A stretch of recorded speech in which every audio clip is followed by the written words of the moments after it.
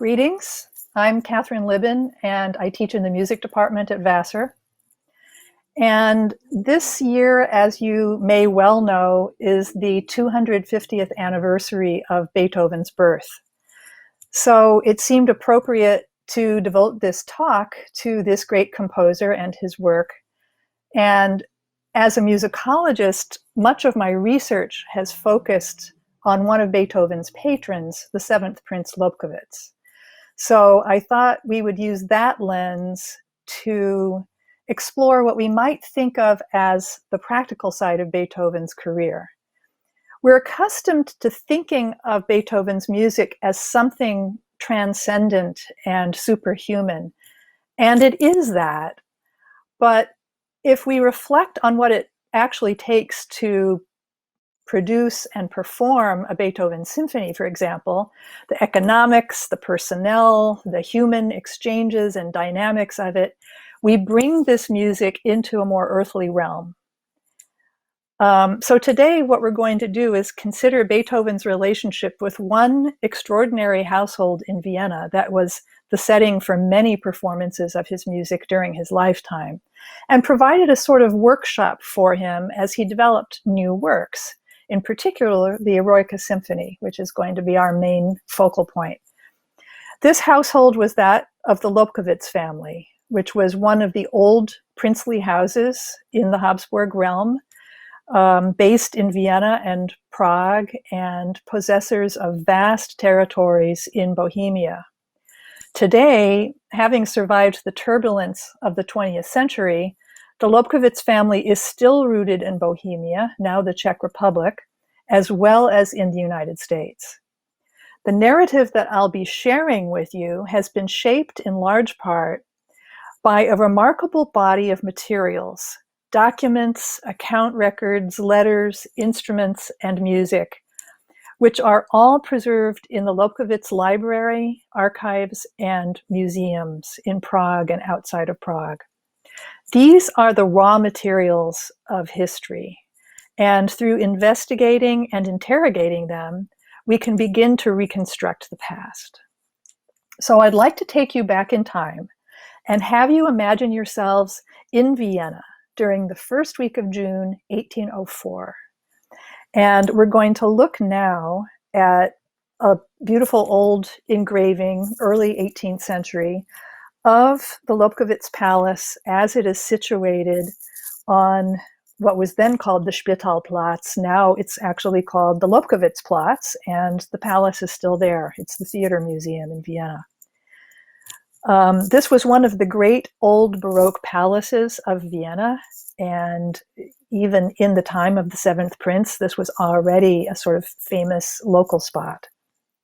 Now, if you enter that palace and go up to the first floor, we find ourselves in the room that you see here, which has come to be known as the Eroica Saal. In Prince Lobkowitz's time, this was his concert room. And as you can see, it's a rather long, narrow room. It's not gigantic, although it is certainly very spacious. And this is a room that was a very important site of many concerts and other events over the course of the seventh prince's life. And I want to draw your attention in particular to its gorgeous ceiling, which you'll see in the picture that I have here. This ceiling was painted early in the 18th century, and it is an allegory of an Academy of Fine Arts. This was commissioned by an important court official who was the patron of the Academy of Fine Arts in Vienna. And so he had the fine arts in all of their various personifications painted on his ceiling. And in particular, I'm showing you here this close-up, we see this great lady who is over the main doorway of this room, and that is the figure of Academia. And Academia rules over this hall. And it's really quite a wonderful personification, because when the seventh Prince Lobkowitz began to put on concerts in this room, this was a period when concerts were usually called academies. And so the idea that Academia herself is looking out over the room and onto these wonderful academies that took place there is quite a marvelous thing. Now, imagine that you're sitting beneath this magnificent ceiling, either with an instrument in your hands or as a fortunate bystander, and you hear this.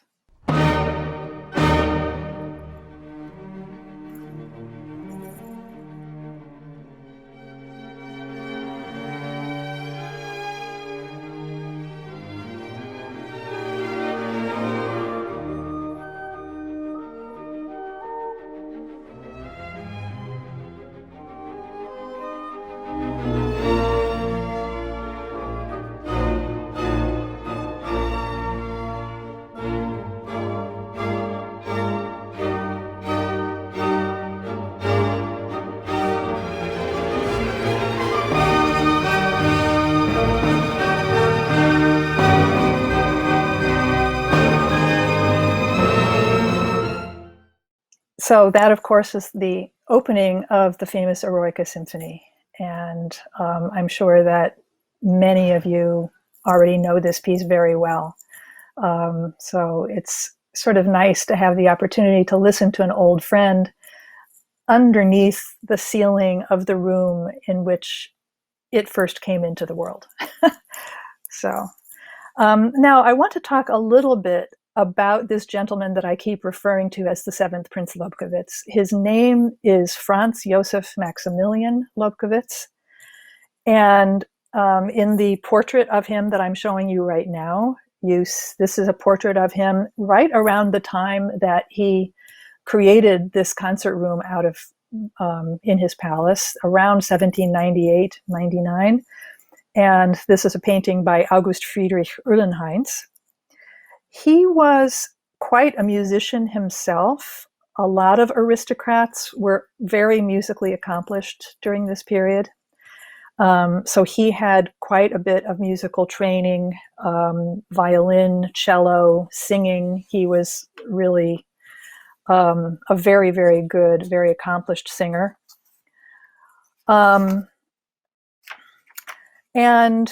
when he came of age and had control over his own finances, one of the first things that he did was to hire a small ensemble of musicians for his house. And I wanted to give you their names because they are important characters in this drama. First of all, he hired a violin teacher, and his violin teacher was named Anton Wranitzky. Wranitzky was one of the best violinists in Vienna. He had studied composition with Joseph Haydn and with Mozart, as far as we know. So he came first as the young Prince Lobkowitz's violin teacher, and then as he stayed, he became Prince Lobkowitz's right-hand man, his Kapellmeister, musically speaking. He began to hire other musicians. He hosted concerts.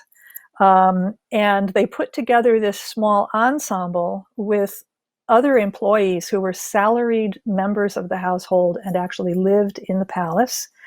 And apart from Anton Wranitzky, this included two cellists, Anton Kraft, who was already a very well-known cellist in Vienna. He had been a member of Haydn's orchestra for 30 years or so. And Anton Kraft had a son, Nikolaus, also a cellist, who also came. Anton Schreiber, who played violin and viola. Anton Siegel, who played viola and soon retired, and another violist, Valentin Kolbe, came in. And finally, a violinist and singer and composer named Antonio Cartaglieri. So this was a house ensemble of 6 musicians. To begin with. It would eventually be magnified.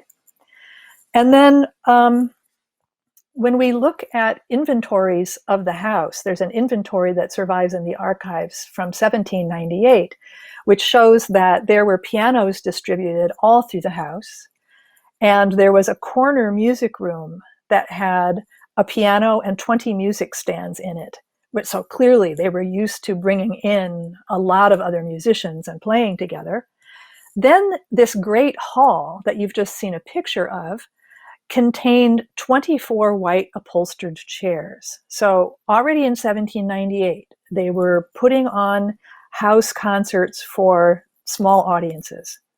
In 1799, the inventory shows us that 19 elegant silver-painted benches were added to the hall.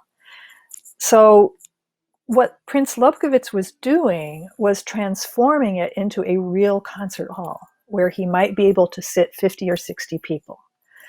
And 1799 is also the year that they began putting on academies in earnest, series of academies.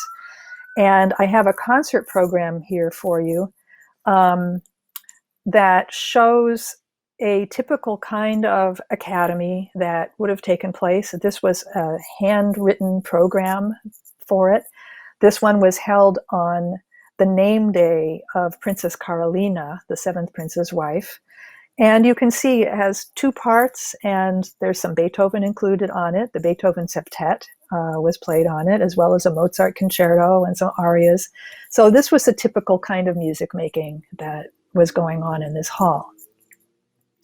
Now, during the 1790s, as they were preparing to move forward into Vienna's concert life, they began to get to know Beethoven. Beethoven had arrived in Vienna in 1792 and gradually made himself known as a virtuoso pianist, particularly as a phenomenal improviser. And he built his career initially by private performances in noble houses. So we know that he played in private concerts at the Lobkowitz Palace as early as 1795. We know that he played with the violinist Rodolfo Kreutzer in 1798. There may have been other occasions that we don't know about yet. Prince Lobkowitz subscribed to Beethoven's Opus 1, which was a set of piano trios. And he commissioned the Opus 18 string quartets, which were Beethoven's first published quartets. Those were composed between 1798 and 1800. So it was in this first period of Beethoven's career that he really built a thriving concert career, but it was almost all private.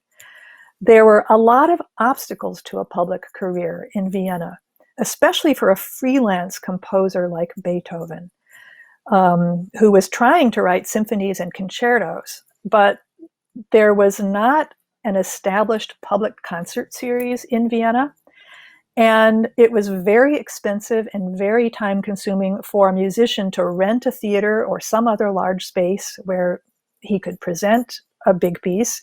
He would have to pay the musicians, he would have to handle advertising, have his own lighting, move his piano if he was doing concertos, etc., etc. It's really quite a daunting list when you start thinking about the practicalities of putting a concert together. So I'd like to offer you a case study of how Prince Lobkowitz stepped in to remove some of these obstacles for Beethoven and provide him support and a workshop for his new music. And the Eroica Symphony is a perfect example of this because we actually have quite a bit of documentation that has survived. So our first and probably most important document, which I'm showing you right now. Now, this is a stained, folded old piece of paper, scribbled over with quite a bit of writing. Just from looking at it right here, you can see there are lists of things and there are a lot of figures. What this is an account record. It's in the hand of Anton Vernitsky. It was his job as the musical contractor for the household to bundle up various items of musical expenditure that had taken place over a given week and submit it for his employer's approval all at once.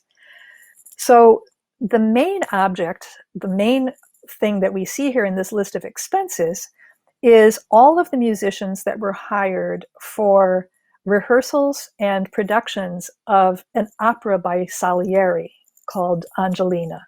and this took place end of May, beginning of June 1804. The document itself is dated the 9th of June 1804. All right, so I want to show you a close-up. If we go down into the middle of this document, where it says item, and just translating what it says here, rehearsal of Beethoven, of his symphony and concerto with the same orchestra as the one at the top of the page, plus the addition of a third horn. Right away, that makes our antennae go up, because the third horn is the mark of the Eroica Symphony. That's the first piece in which Beethoven's orchestra required a third horn part. And so with that third horn, we needed that brought our total of personnel up to 22 from the 21 on the original list. And then we see a couple of other things here. We see a copyist's note, and then another item below, the same rehearsal with Beethoven with the 22 people. So what we see here is Prince Lobkowitz had already hired his musicians for this Salieri opera. Beethoven needed to try out this new work, this big, complicated new symphony.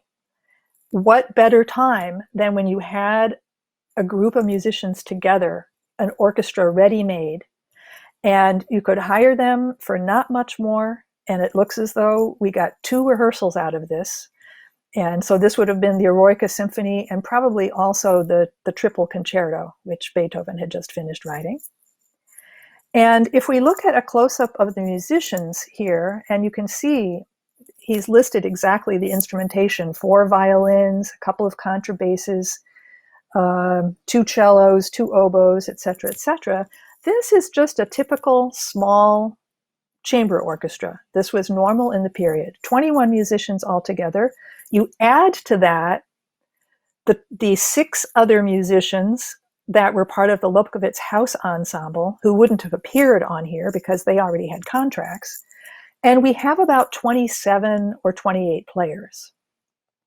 So this is not the kind of orchestra that we're used to hearing today when we go and we hear the Eroica Symphony being performed, but this is a very substantial, good-sized orchestra. It would have allowed Beethoven an opportunity to try out this work, which was full of all kinds of problems and issues that the normal symphony didn't offer.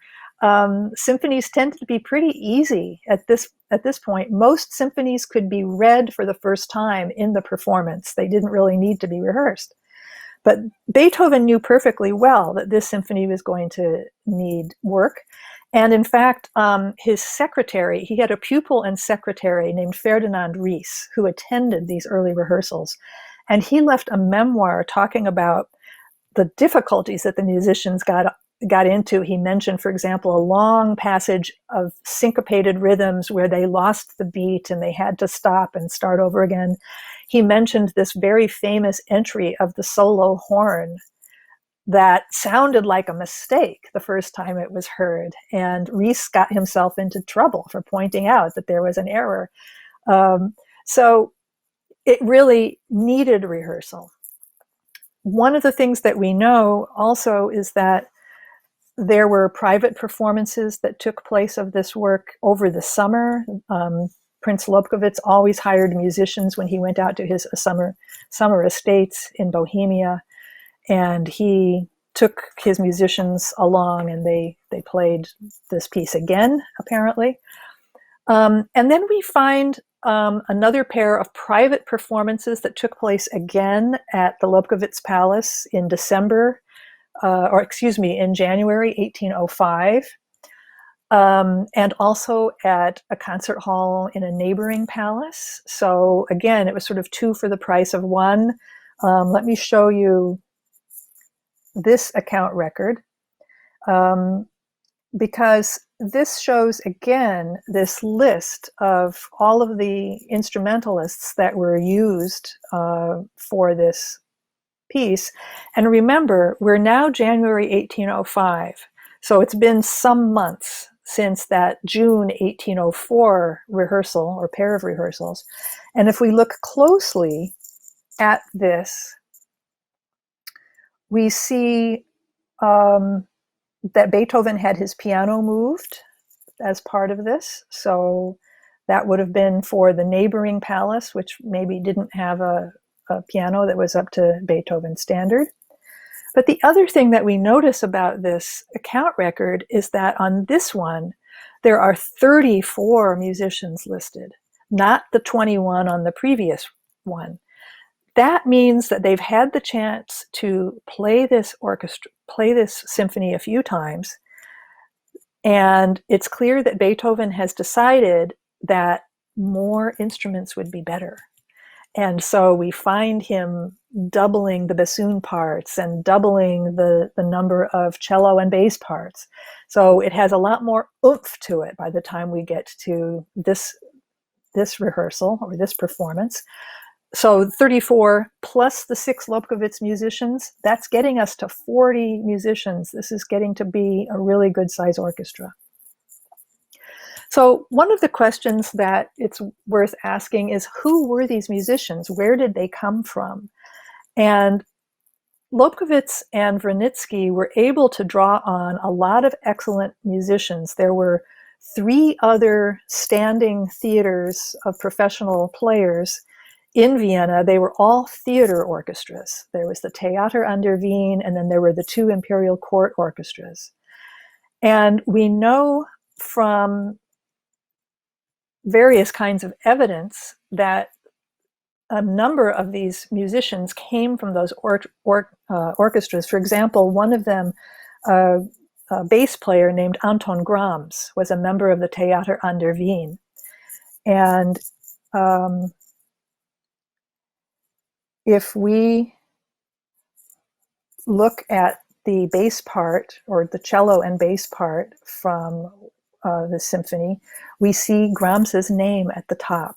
This is the piece that we're looking at right here. This is the title page for the cello and bass part. And in red at the top, you see the name Grams. Grams's name also appears in one of the account records because he usually needed to have his bass moved. So they were to hire a cart and move his bass. So he would have been one of them. We know that there was a flutist that they hired from another imperial court theater. They probably also hired some talented amateur players. Possibly there were quite a few really good amateur violinists around. So there were a lot of good musicians, and Wranitzky would have known many of them, and he would have been able to be a good contractor and get whoever was needed. Another thing that we see in terms of support for these projects, not only the copying the music and hiring the musicians, as you've just seen, but if we look at another document here, this one is for the purchase of a horn. And that makes us think about that third horn, and also the fact that Beethoven is writing more complicated horn parts. His horns are not just filling in a single tone or 2 tones in the background. They're playing more complicated music. So Prince Lobkowitz, in the very same week, June 1804, as those rehearsals, purchased a fancy new horn, an expensive new horn with all kinds of crooks so that it could be played in every possible key. So that's another way that he supported this ongoing project. Then the other thing that we see is Prince Lobkowitz actually offered Beethoven some financial support in exchange for the privilege that Beethoven extended to him, to the prince, in allowing him and his orchestra to play this symphony all through the summer for guests, perhaps, at his 2 Bohemian estates. And so in this account record, which I'm showing you now, Beethoven has written instructions to his cashier back in Vienna to pay Beethoven 80 gold ducats. This was a considerable amount of money. And this is on top of another payment that the prince had already paid Beethoven that fall. And so this was dated the 29th of October, 1804. That would have been after that summer concert series. And in the next document, you see Beethoven's receipt, which simply says, the undersigned Beethoven received from Prince Lobkowitz 80 ducats, and it's dated Vienna, the 5th of November, 1804, and he signs it mit vielen Dank, with many thanks, Ludwig van Beethoven. So this is a very tangible kind of support, along with the other things that he's doing. He's also providing actual financial payment for the use of this symphony. Now, the symphony would receive its public premiere that April. We know that it's already been pretty well rehearsed, presumably to the composer's satisfaction, so it's ready to present to the public. And it would have used probably quite a few musicians who had already taken part in these private performances. So the next step after a performance is actually to get this work published. And the publication of the Eroica, and it was published not as a score, but as separate parts for the next orchestra that would want to play it. This took place in 1806, and I'm going to show you the title page now of this first edition. And you see that it already has its title, Sinfonia Eroica. This is already part of the piece. And in the center of the title page, we see a dedication to Prince Lobkowitz. So this is a very clear acknowledgement of all of the effort that has gone into putting this on. I think that we can take this dedication not only as one to Prince Lobkowitz, but to all of the members of his household who helped bring this together. And the other thing that we see, if we open the pages here and look inside, there are quite a few corrections. This is the very first print of this first edition that was sent to Prince Lobkowitz. And Beethoven characteristically kept working on his pieces all the way through this first print. So there are corrections that are continuing to be made. And here you can see there are corrections in red pencil that are made by Beethoven, where he's continuing to adjust things like dynamic markings, tempo markings, and so forth. This is another piece of evidence about Beethoven's early approach to this symphony, the kinds of concerns that he still had even after the work had technically appeared in public. So if we are to sum all of this up, clearly there's still a lot that we don't know or understand about an early performance of this work and the early life of this work, shall we say. But we've examined quite a lively assortment of materials here that allow us a glimpse of Beethoven at work, and very importantly, not alone at his desk, not alone in his study, but in the company of other musicians and supporters. Music is a highly collaborative art, and Beethoven absolutely thrived on such collaboration. It was actually of great importance to him. Unlike Haydn or many other composers before him, Beethoven was not a Kapellmeister. He had no resident orchestra that he directed. He had to assemble the community that he needed in Vienna in order to bring his works into sound. So the Lobkowitz household provided him with skilled players and listeners who embraced his music with great enthusiasm. Through these tangible fragments of memory, the movers, the copying of music, the payment to musicians, the purchase of new instruments, the names of players inscribed in the parts, all of these are ways in which we preserve the human presence of those who worked with Beethoven in bringing his music to life. And it's wonderful to have this opportunity to acknowledge all of them. Beethoven was not alone. Thank you again for sharing me with this today.